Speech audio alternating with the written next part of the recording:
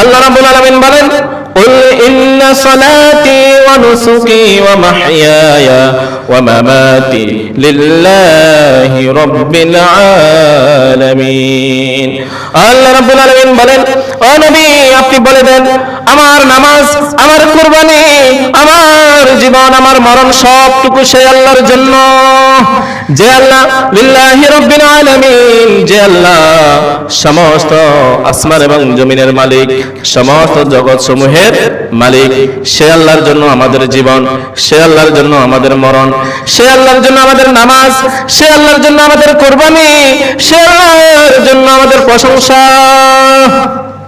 তাহলে সব সময় প্রশংসা করতে হবে আল্লাহ।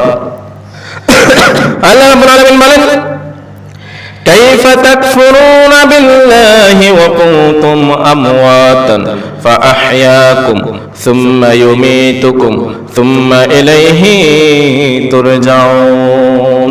আল্লাহ রাব্বুল আলামিন বলেন, তোমরা কেমন করে আমার সাথে কুফরি করো, অথচ আমি আল্লাহ রাব্বুল আলামিন তোমাদেরকে সৃষ্টি করেছি, তোমরা ছিলে মৃত, মায়ের পেটে তোমরা ছিলে মৃত, আমি তোমাকে সেখানে জীবন দিয়েছি, মায়ের পেটে তোমাকে আমি নিয়ে এসেছি, আমি তোমাকে মৃত থেকে জীবিত করেছি, আবার তোমাকে মৃত্যু দান করব, আবার তোমাকে আমি পরকালে আমি আবার তোমাকে জীবিত করে ফেলবো। কেমন করে তুমি আমার কুফরি করো, কেমন করে তুমি আমাকে কুফরি করো? আমি আল্লাহ যদি চাইতাম মায়ের গর্ভে তোমাকে ধ্বংস করে ফেলে দিতাম।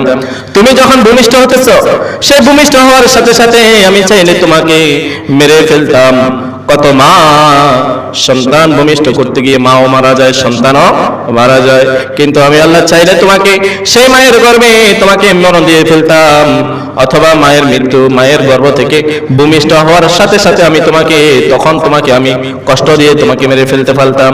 আবার তুমি যখন ছোট্ট ছিলা, ওই ছোট্ট বয়সে তুমি আগুন চিনতে না, পানি চিনতে না, তুমি বিপদ আপদ চিনতে না, আমি আল্লাহ রাব্বুল আলামিন তোমাকে চাইলে পানিতে ফেলে মেরে ফেলতাম, আগুনে ফেলে মেরে ফেলতাম।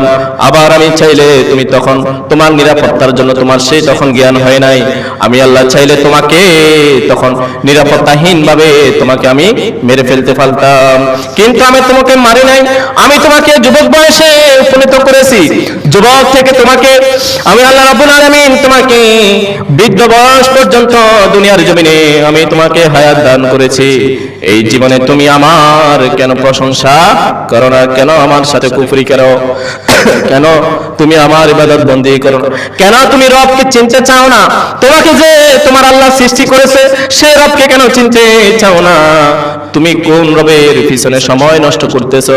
তোমার রব তো মনে হচ্ছে শয়তান, শয়তানকে মনে হয় তুমি তোমার রব হিসেবে বেছে নিয়েছো, যার কারণে তোমার প্রত্যেকটা কাজ হয় শয়তানের মতো। শয়তান তোমার হৃদয়ে ওয়াসওয়াসা দেয়, তোমাকে শয়তান পথভ্রষ্ট করে দেয়, অথচ তুমি আমি রবকে অনুসরণ করো না, আমি রবকে তুমি মানতে চাও না, তোমার সকল কাজ শয়তানের মতো হয়ে থাকে। পরিবারে নাই তোমার শান্তি, সমাজ জীবনে নেই তোমার শান্তি, সব জায়গায় তুমি অশান্তি ভোগ করো। কেন কেন তুমি কেন অশান্তি ভোগ করো জানো? তুমি যে আমাকে ছেড়ে দিয়েছো, তুমি যে আমাকে রব হিসেবে ভুলে গিয়েছো, আমিও তোমাকে ভুলে গিয়েছি, তোমার জীবনটাকে আমি পথভ্রষ্ট জাহান্নামের জীবন তোমাকে দান করে দিয়েছি। নাউজুবিল্লাহ। এই কারণে সব সময় আল্লাহর পথে থাকতে হবে।